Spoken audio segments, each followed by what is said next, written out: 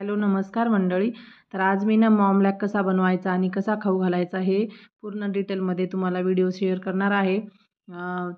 हा जो आहे ना, मी 2 पॅकेट रागीचे मागवलेले होते. मी कालच आपला होममेड जो सॅरेलॅक बनवलेला आहे, तो बनवलेला आहे. पण तो जो आहे ना, आपण कसं नेहमी बाळनं एकच एक खाऊन बोर होऊन जातं ना, त्यामुळे ना मी हे पण मागवले. तर ह्याच्यामध्ये एक ॲपलचं फ्लेवरचं आहे आणि एक मँगो फ्लेवरचं आहे. तुम्ही पाहू शकता.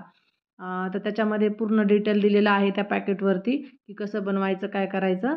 तर त्याची रेट वगैरे आणि तर बघा आता मी जे आहे ना ते पाकीट ओपन करते. ते मध्ये एकदम म्हणजे रागी जी आहे ना, म्हणजे नाचणी पण म्हणतो आपण त्याला, एकदम ती जी आहे ना आपल्या हेल्थसाठी खूप छान आहे बाळाच्या.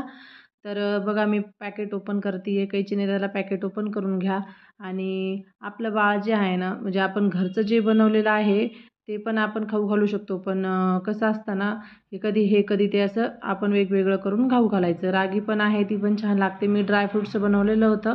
तर आता मी हे नवीन काहीतरी ट्राय करू म्हणून घेतलेलं आहे. हे मी माझ्या मोठ्या मुलीला खाऊ घातलेलं आहे, पण आता या बाळासाठी करते. तर पाहू शकता मी थोडंसं नाचणीचं सत्व त्या पॅकेटमधून काढलेलं आहे आणि थोडंसं थंड पाण्यामध्ये त्याला जे आहे ना खालीच मिक्स करून घ्यायचं आहे. त्याच्यामध्ये ज्या गाठी राहतात ना, लम्स बिलकुल ठेवायचे नाही आहेत. कारण जेव्हा त्याला आपण पुढे पाहू शकता मी कसं त्याला बनवते. तर पहिले आपण त्याला जे आहे ना मस्त छानपैकी पाण्यामध्ये एकजीव करून घ्यायचे आहे. त्याच्यामध्ये लम्स बिलकुल ठेवायचे नाही आहे आणि आपलं बाळ जे आहे ना त्याला आवडीने खातं आणि कसं खाईल. बाहेरची कोणतीच गोष्ट अशी नसते की ती खूपच म्हणजे खराब आहे आणि मुलाला आरोग्यासाठी चांगली नाही आहे, असं काही नसतं. आपण जर त्याला व्यवस्थित बनवलं तर ती खाण्यायोग्य होते आणि खाण्यायोग्यच असतं ते. तर अशा रीतीने पाहते मी त्याच्यामध्ये मी जो रागीचा तो पाणी टाकून जे बनवलेलं आहे ना, तर बघा किती छान असं पद्धतीने झालेलं आहे. त्याच्यामध्ये एकसुद्धा लम्स तुम्हाला दिसत नाही आहे.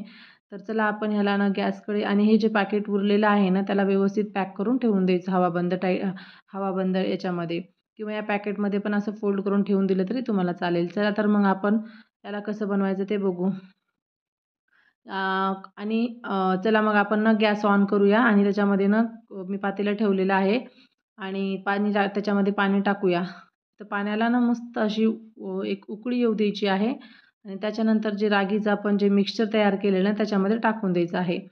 तर ह्या रागीचं तो आता मिक्सचर जे पातळ आहे, हा जसं आपण गरम पाण्यामध्ये टाकू आणि त्याला शिजवू तसं ते एकदम छानपैकी असं शिजून जाईल आणि त्याचं टेक्स्चर पण बदलून जाईल. तर थोडं घट्ट होऊन जाईल. ते याच्यामध्ये तुम्ही मीठ पण टाकू शकता तुमच्या बाळाला चवीनुसार. पण बाळांना काही एवढी मिठं किंवा चव समजत नाही ना, त्याच्यामुळे मी काही टाकलेलं नाही आहे. तुम्ही टाकू शकता.